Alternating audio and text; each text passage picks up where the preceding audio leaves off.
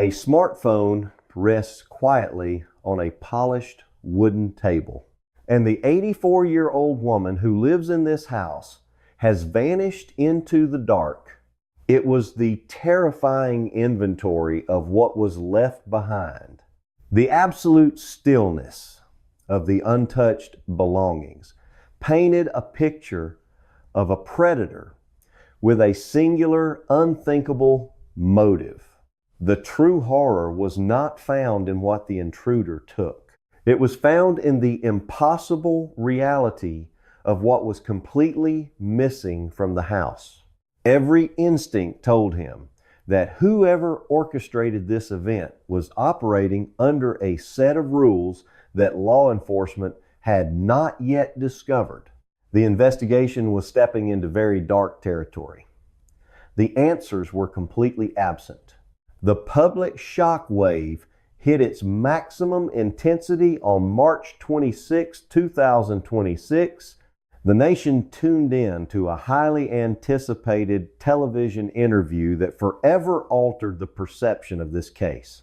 Savannah Guthrie, the prominent co-anchor of the Today Show, sat before the cameras and spoke directly to the public about her missing mother. In a heartbreaking and starkly honest statement, she confirmed the most deeply disturbing details of the crime scene. This is a scene that actively defies criminal logic. She systematically stripped away any lingering hope of a simple misunderstanding or a voluntary disappearance. She verified the agonizing truth that her mother was violently abducted while wearing only her pajamas. She confirmed that the crucial heart medications so desperately needed to keep the 84-year-old woman alive were completely abandoned at the residence.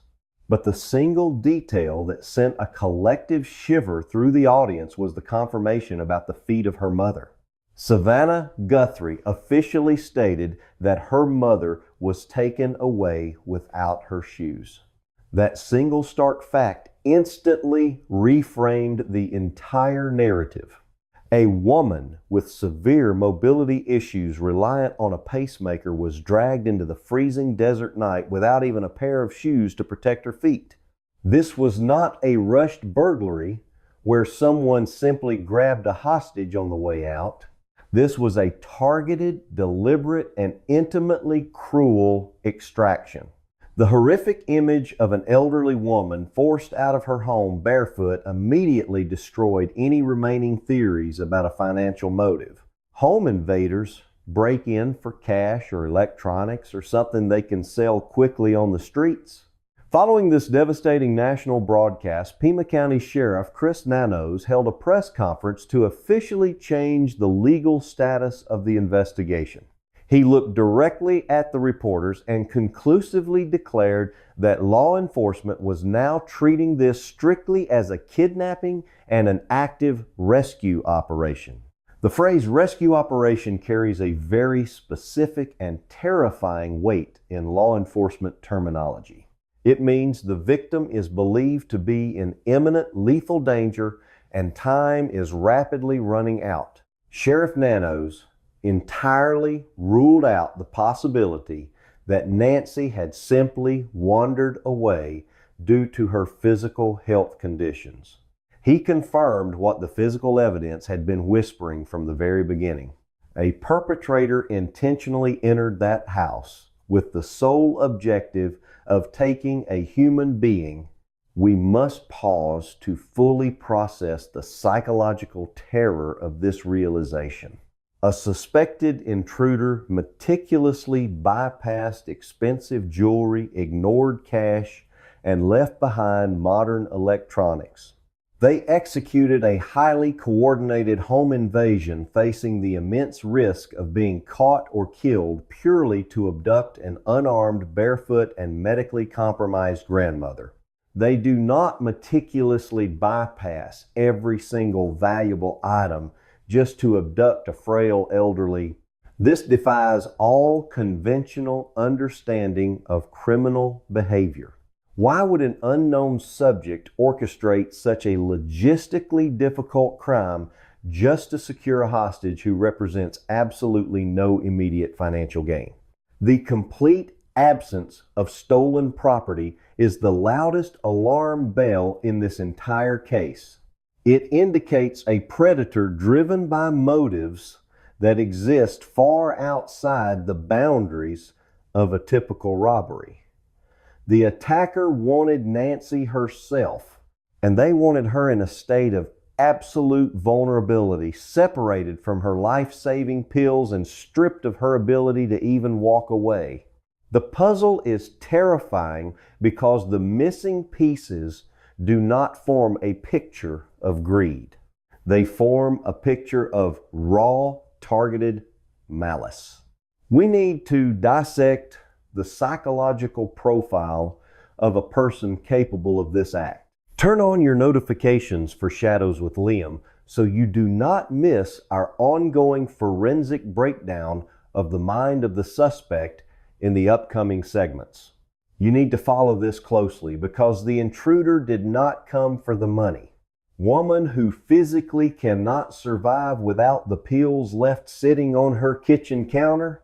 They plotted a complex break-in. They bypassed every single security measure and they risked life in prison solely to steal a sick elderly woman in her pajamas. The authorities were staring at a terrifyingly blank canvas. The total lack of missing valuables meant there was no stolen property to track down in local pawn shops. The absence of financial gain erased all the usual suspects from the suspect list. The perpetrator was operating under a horrifyingly unique set of rules. And as the investigation deepened, the chilling reality of this targeted extraction only grew more profound.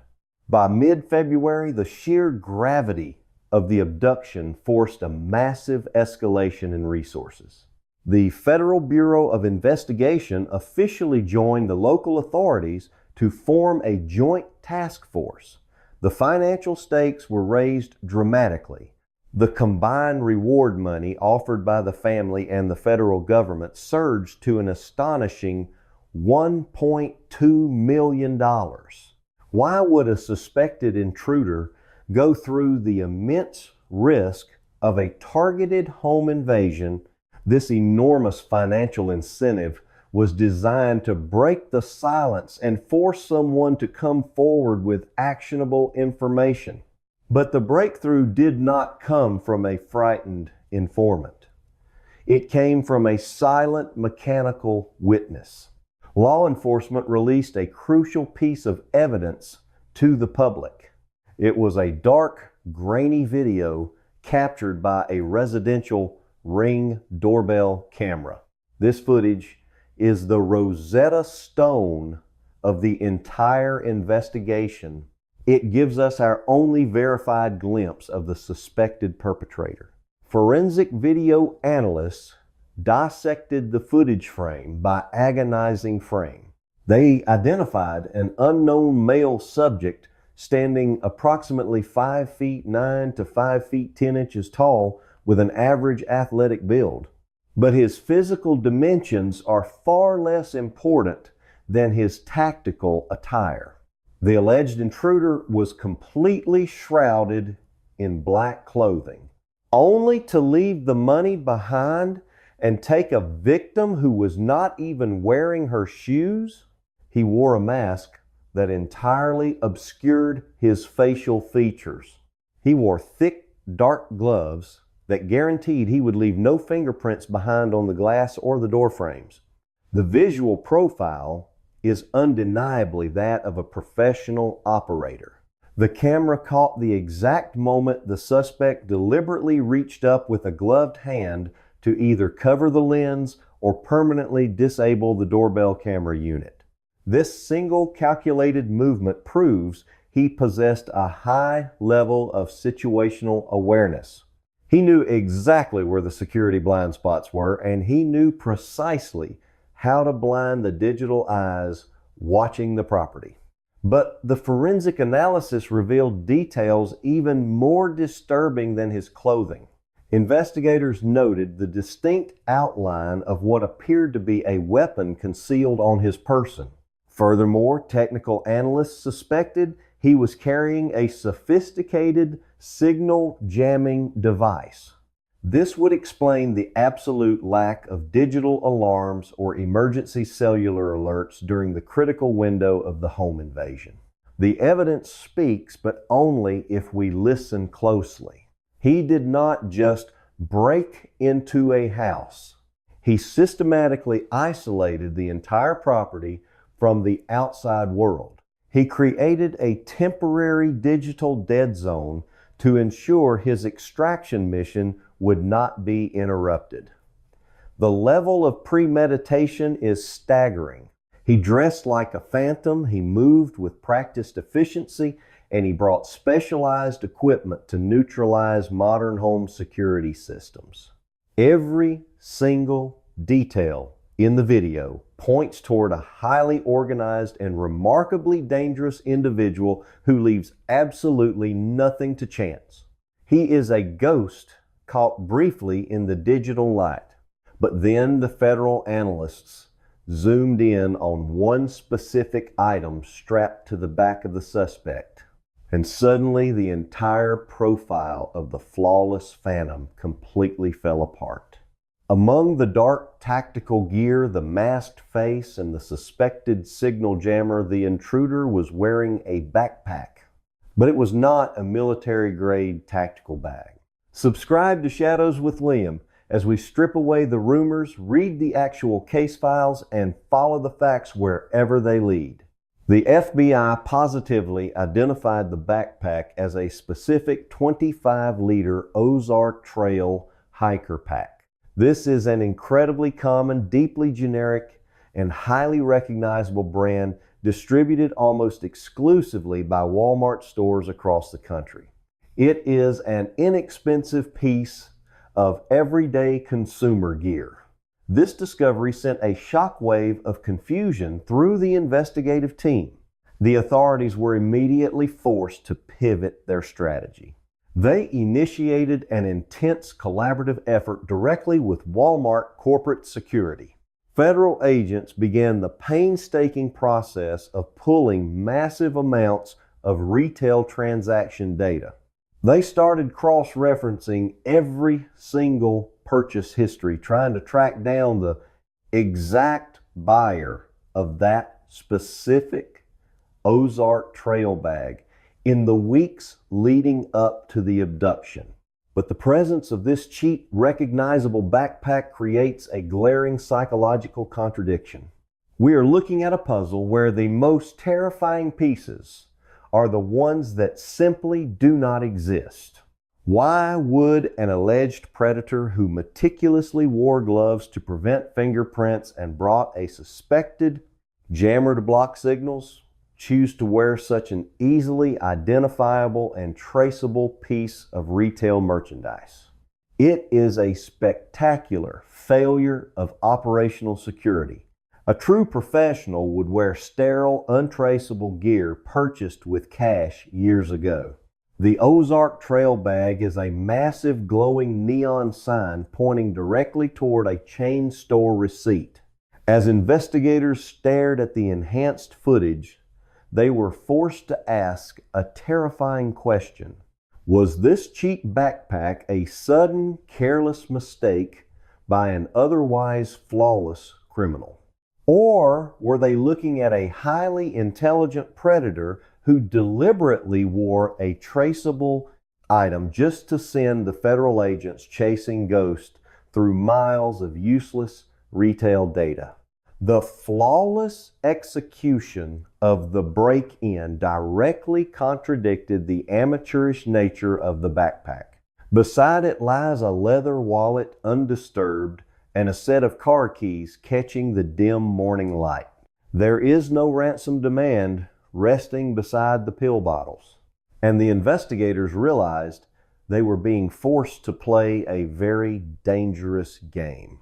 The investigative machinery was now churning through a swamp of contradictory evidence and agonizing dead ends.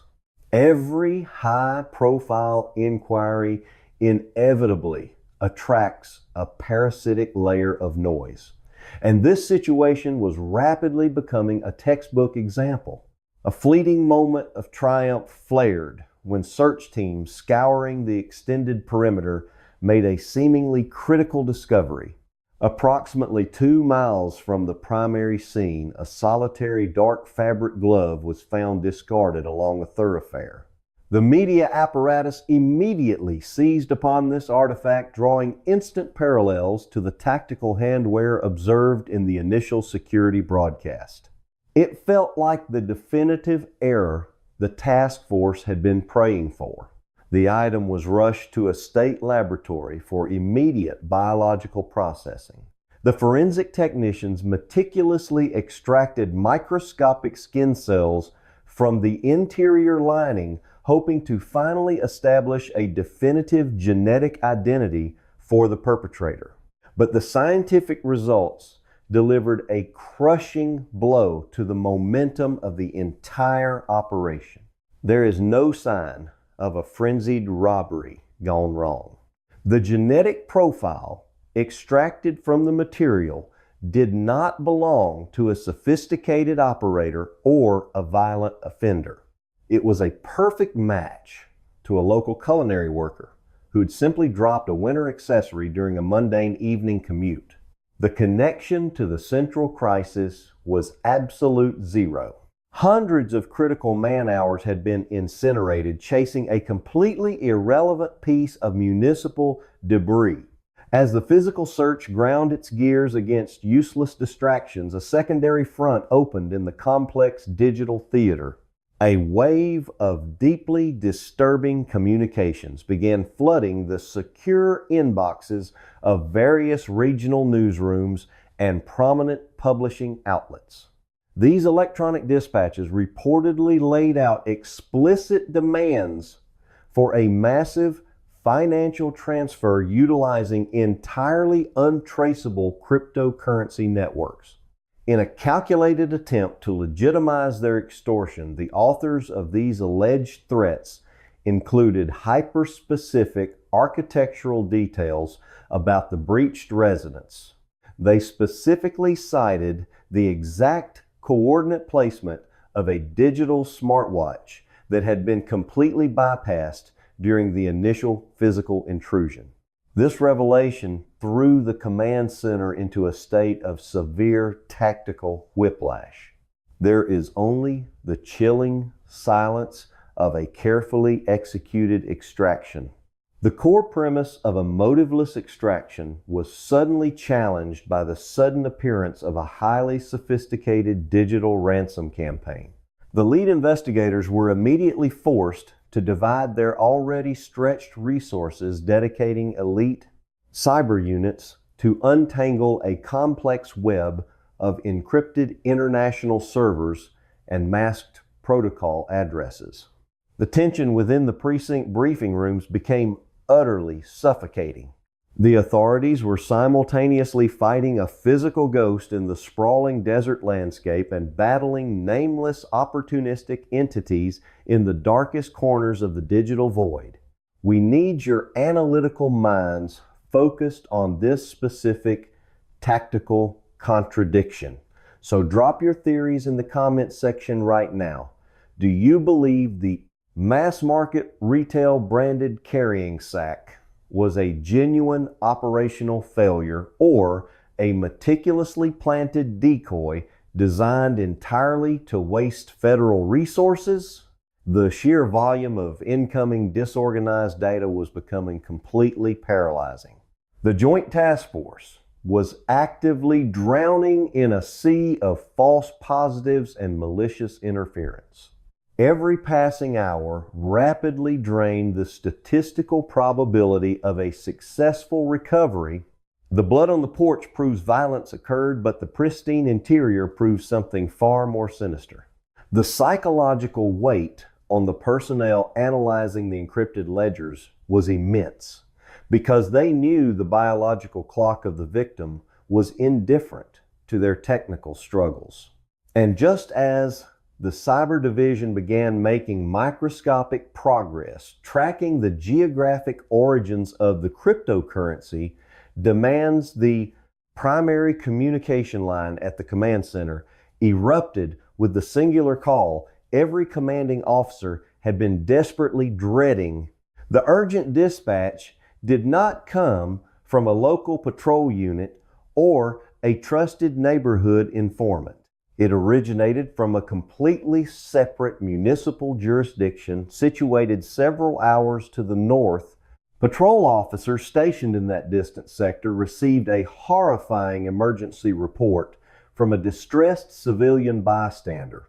A lifeless human form had been observed floating in a cold concrete irrigation channel. The initial physical description provided over the radio was frustratingly vague, but the geographic timing was absolutely catastrophic. The entire structural foundation of the desperate rescue mission immediately buckled under the crushing weight of this sudden northern discovery. The complex digital extortion notes, the massive retail receipt databases, the discarded clothing, none of it. This was never about property. This was always about her. Would matter if the ultimate worst-case scenario had already quietly unfolded in a distant municipal waterway. The entire investigation was violently ripped away from the sterile analytical world of international server logs and plunged straight back into the brutal, unforgiving reality of a physical forensic identification process. The desperate race against catastrophic biological failure seemed to have abruptly and violently collided with an impenetrable concrete wall. The breathing room for analytical deduction evaporated completely, leaving only the cold anticipation of a coroner confirming the absolute worst. The date was March 28th, and the national news cycle instantly descended into absolute chaos. Mobile devices across the country illuminated with breaking news alerts regarding the grim discovery in the northern sector. The media narrative aggressively pivoted from a complex search operation to a tragic recovery mission. Helicopters hovered over the concrete waterway, capturing grainy aerial footage of the restricted zone, while independent internet researchers furiously matched the geographic coordinates to potential escape routes. The collective assumption was that the agonizing mystery had finally reached its devastating conclusion. And understanding the true horror of what happened requires us to look past the blood and focus intently on the medications left abandoned on that table. The psychological pressure on the family navigating this public spectacle is entirely unimaginable. However, the investigative machinery operates on verified pathology, not media speculation. While the broadcasting networks prepared their somber retrospectives, the local medical examiners in the distant municipality were quietly executing their clinical duties. And within hours, they released a definitive statement that forcefully ripped the steering wheel away from the prevailing public narrative. The official department representing the northern jurisdiction issued an unequivocal public mandate confirming that the biological remains recovered from the cold water definitively did not belong to the high-profile missing subject. The genetic markers and the physical parameters were a complete mismatch. The deceased individual represented a separate, isolated tragedy entirely disconnected from the events of late January. This stark medical revelation triggered an immediate and profound emotional whiplash. The crushing finality of a confirmed demise was suddenly replaced by the agonizing return to a state of absolute unknown. The answers are hidden in the shadows of what the intruder chose to ignore. But this sudden restoration of hope was heavily tainted by a deeply insidious realization regarding the parallel digital investigation. The conclusive dismissal of the waterway victim allowed the Cyber Division to fully finalize their analysis of the cryptocurrency demands. Their findings completely dismantled the remaining fragments of the financial motive theory. The extortion communications were conclusively categorized as cruel, opportunistic fabrications. The highly specific architectural details regarding the timepiece were not the secret knowledge of a mastermind. They were the product of information leakage. Microscopic details from the initial containment efforts had inevitably seeped into the public domain through unsecured communication channels or compromised peripheral personnel. Nameless digital scavengers had simply weaponized this leaked data to craft a highly convincing illusion of control. The phantom authors had absolutely zero physical connection to the primary incident. They were just financial vultures feeding on a highly publicized vulnerability. We urge you to share this specific video across your networks right now to maintain crucial public awareness. To comprehend the scale of this anomaly, we must ask ourselves what kind of predator, because the actual architect of this nightmare is still actively monitoring the informational landscape. The total collapse of both the waterway theory and the digital ransom campaign forced the command center to confront a reality far more terrifying than a standard homicide. By late March, the calendar itself had become the most lethal enemy. Let us strip away the chaotic noise of the media circus and focus solely on the immutable laws of human biology. The target of this extraction was separated from an intricately managed regimen of cardiovascular compounds for nearly 60 consecutive days. The medical consensus is universally grim. A human cardiovascular system artificially regulated by implanted machinery and daily chemical intervention cannot sustain independent operation indefinitely. The harsh medical reality is that the window for a survivable rescue had likely shattered within the first 72 hours.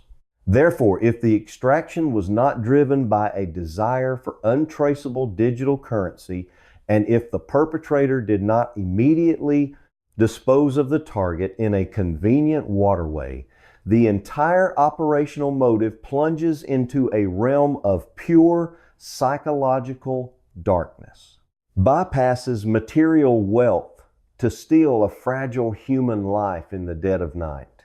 The subject was taken to be hidden.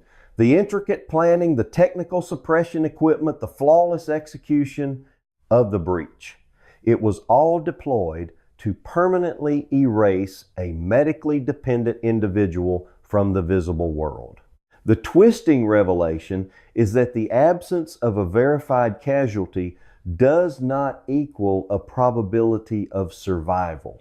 The prolonged silence is the loudest and most devastating piece of evidence in the entire case file.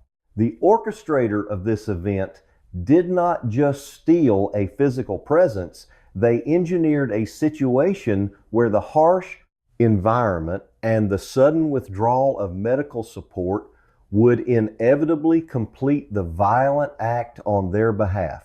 They outsourced the ultimate conclusion of their crime to the quiet, failing rhythm of a damaged heart.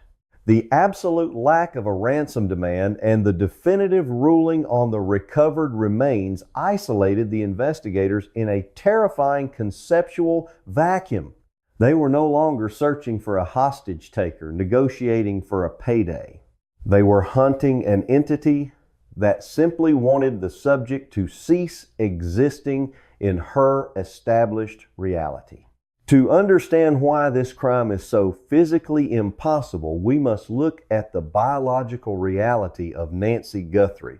The terrifying brilliance of the execution lay in its complete detachment from any logical criminal reward, leaving only an echoing void The final composite picture of this event is remarkably devoid of traditional resolution.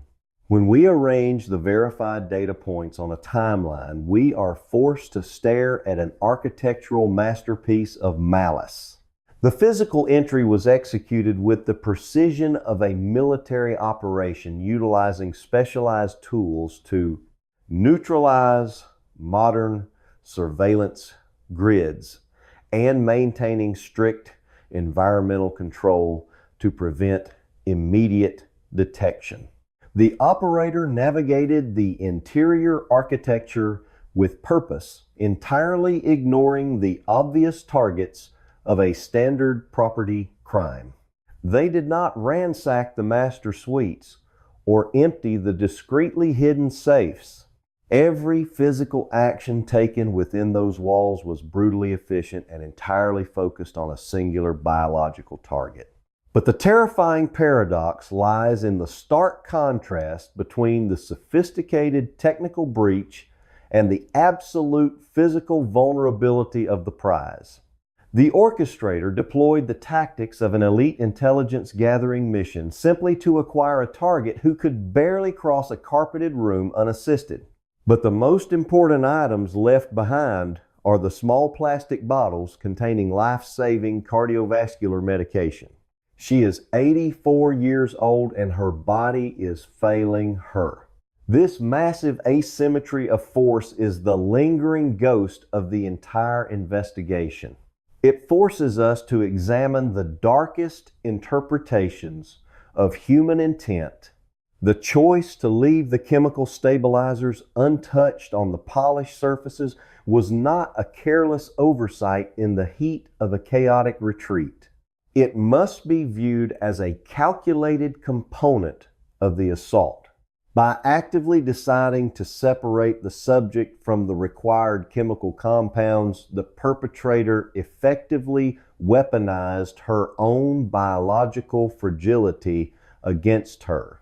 They did not need to deploy a traditional physical weapon because the simple act of removal guaranteed a fatal physiological cascade. This transforms the entire nature of the intrusion. It elevates the act from a mere illegal detention to a highly controlled, drawn-out execution via forced medical neglect. The upscale suburban residence stands today not just as a breached fortress, but as a chilling monument to an unfathomable animosity.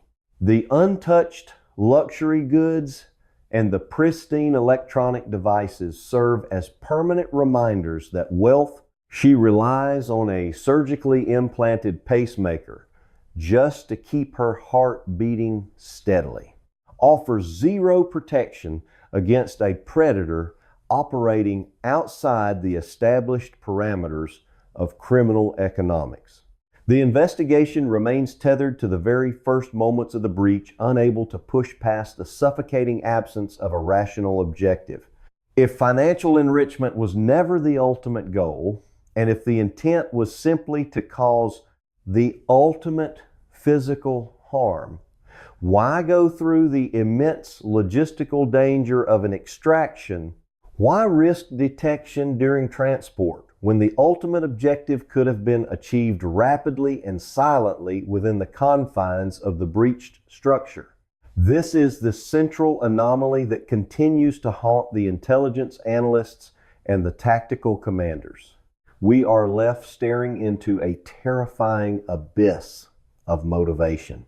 Was this an incredibly elaborate act of personal retribution engineered by someone deeply familiar with the structural vulnerabilities of the residents and the specific medical dependencies of the target? Or is the reality even more disturbing?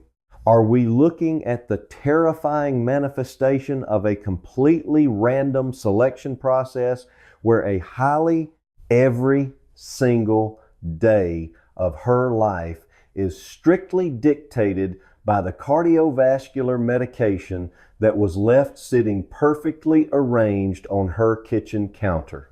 Capable predator simply chose a fragile target to exert absolute, godlike control over a human existence.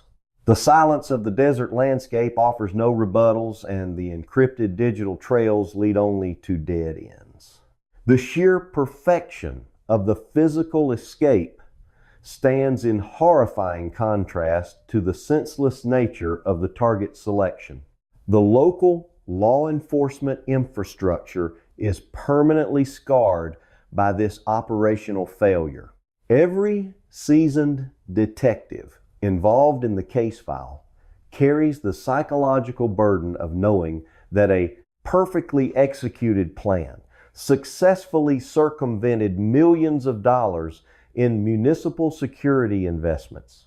The affluent community surrounding the breached residents exists in a permanent state of elevated anxiety.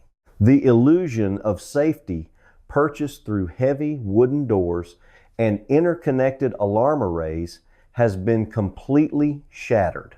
They understand now that if a motivated entity decides to ignore the rules of financial acquisition and focuses purely on human acquisition, no amount of residential fortification is truly sufficient. According to verified police reports and family statements, she physically cannot walk a distance greater than 45 meters. The terrifying reality is that the perpetrator walked away clean, leaving behind nothing but a profound sense of helplessness. The lack of a clear motive is not a missing piece of the puzzle, it is the defining feature of the entire nightmare. From an analytical perspective, this operational profile provides a chilling masterclass in the forensic concept known as environmental staging. Staging occurs when an offender deliberately alters the physical or digital theater of a crime to intentionally redirect the trajectory of the official inquiry. The profound contradiction between the highly sophisticated signal suppression equipment and the incredibly common mass market retail carrying pack is the textbook definition of a calculated red herring. A genuinely flawless operator would absolutely never introduce such a highly traceable consumer good into a sterile tactical environment, unless the specific strategic intent was to trigger a massive and ultimately wasteful deployment of federal auditing resources. By feeding the investigative machine a highly visible but entirely useless data point, the architect successfully purchased the most valuable commodity in any evasion scenario, which is unrestricted operational time. Her mobility is so severely compromised that a simple trip across her own living room requires significant effort and time. Furthermore, what this specific case teaches us about the modern illusion of security is deeply and permanently unsettling. We operate under the comforting collective assumption that interconnected digital surveillance and rapid emergency response networks create an impenetrable protective shield around our private suburban sanctuaries. This catastrophic event brutally demonstrates that technology is merely a passive tool, and any tool can be methodically neutralized by a dedicated adversary who fundamentally understands its digital architecture. Additionally, the secondary trauma inflicted by the fabricated digital extortion attempts highlights a critical vulnerability in high-profile public investigations. It proves definitively that the modern media ecosystem can be easily weaponized by external opportunists, creating an impenetrable fog of informational noise that actively hinders legitimate recovery operations. The true danger is not just the physical predator operating in the darkness, it is the chaotic, parasitic digital environment that instantly surrounds and exploits any publicized human vulnerability. The chilling visual echoes of this unauthorized extraction refuse to fade from the collective memory of the intelligence community. This extreme physical limitation instantly destroys the most common initial theory in cases involving missing elderly individuals. We are perpetually forced to visualize the stark contrast of the vital chemical stabilizers resting silently on the counter, while the brutal reality of the physical removal played out just beyond the breached threshold.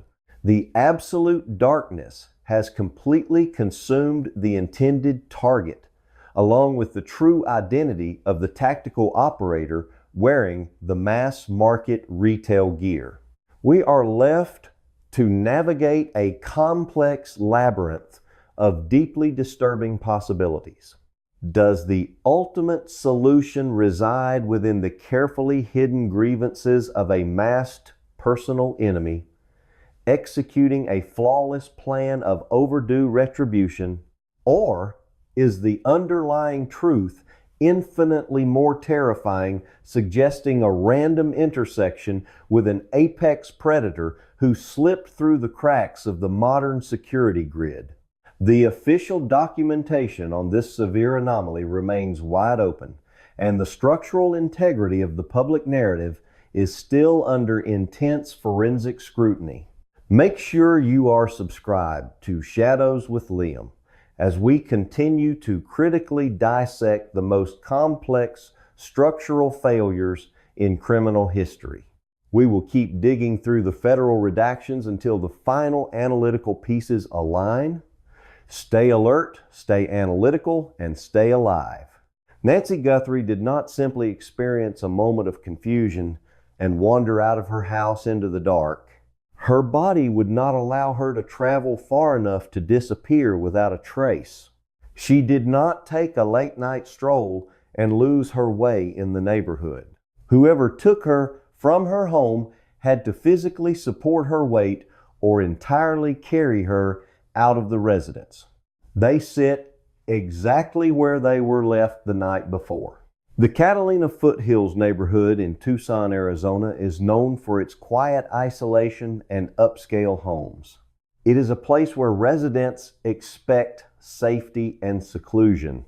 The houses are spread apart and the desert landscape provides a natural barrier against the noise of the city.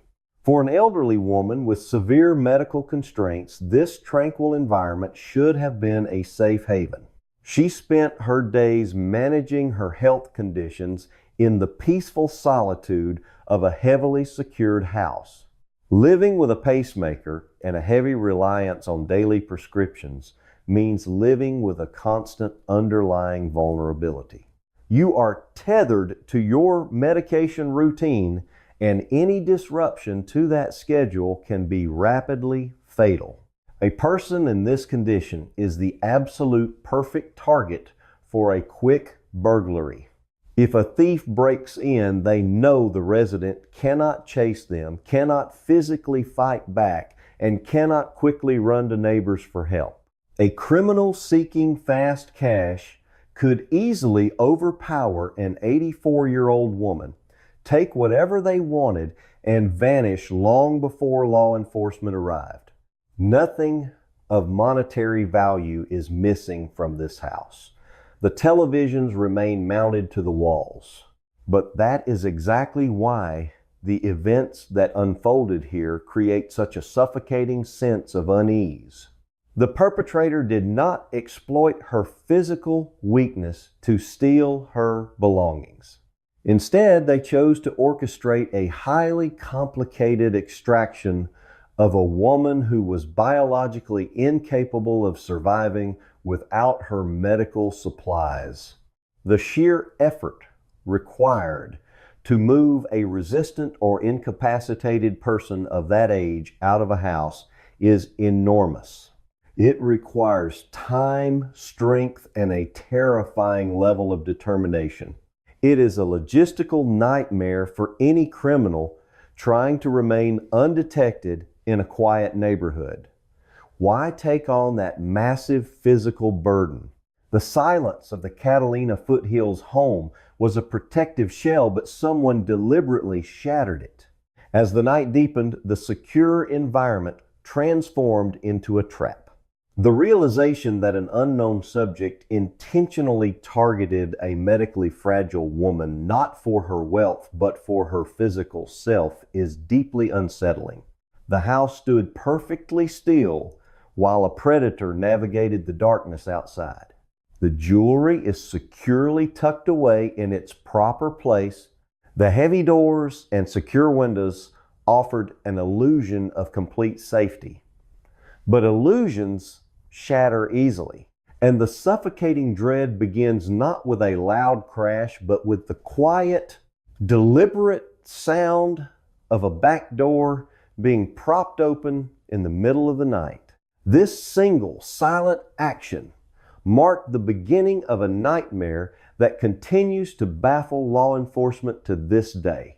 The timeline of the abduction is incredibly narrow and chillingly precise. It happened during the late evening hours of January 31st, leading into the very early morning of February 1st, 2026. The house was locked down for the night. Nancy Guthrie was inside, likely asleep. There were no immediate alarms, no desperate calls to emergency services, and no witnesses reporting suspicious activity in the quiet Catalina Foothills neighborhood. The first sign that something was terribly wrong did not come from a neighbor or a security alert. It came from a profound absence. On the morning of February 1st, Nancy was scheduled to attend her regular online church service. From the inside, this looks like a perfectly ordinary morning in a wealthy suburban home. For an 84-year-old woman with a heavily structured routine, missing this virtual gathering was entirely out of character. When she failed to log on, the alarm bells began to ring for her family. They knew her habits intimately, and they knew she would never voluntarily skip her church service without prior notice. Concern rapidly escalated into outright panic. Her family immediately contacted local authorities to report her missing.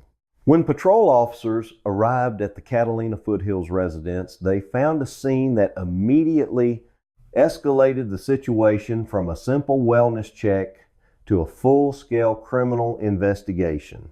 The back door of the house was not just unlocked, it had been intentionally propped open. This is a critical forensic detail. A door that is propped open suggests a deliberate action to ensure easy access or a quick exit without the noise of a latch clicking or a heavy door swinging shut. But just beyond the front door, a very different story is written in red. It indicates planning. It indicates a perpetrator who wanted to control the environment and maintain a specific physical pathway out of the house. This was not a random smash and grab burglary where someone breaks a window in a panic. The open door was a calculated tactical maneuver. But as investigators moved cautiously through the property, they found something far more alarming than an open door. At the entryway of the house, there was a visible smear of blood.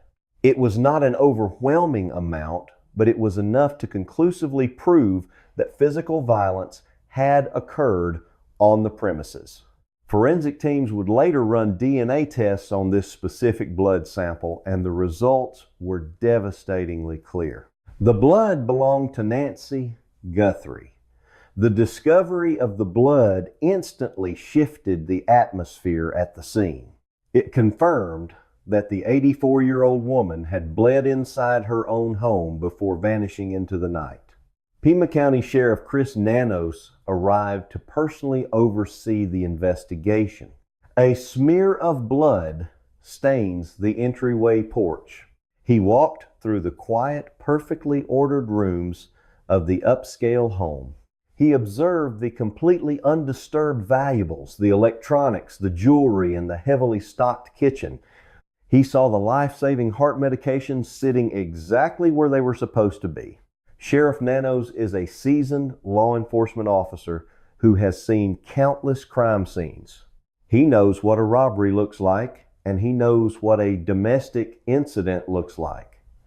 But this scene defied standard categorization. The meticulous nature of the break contrasted sharply with the chaotic reality of the blood at the entryway. The tactical decision to prop the back door open suggested a highly capable intruder, but the target of the intrusion made absolutely no logical sense. As Sheriff Nanos stood in that house, he felt the distinct chill of a deeply unnatural crime.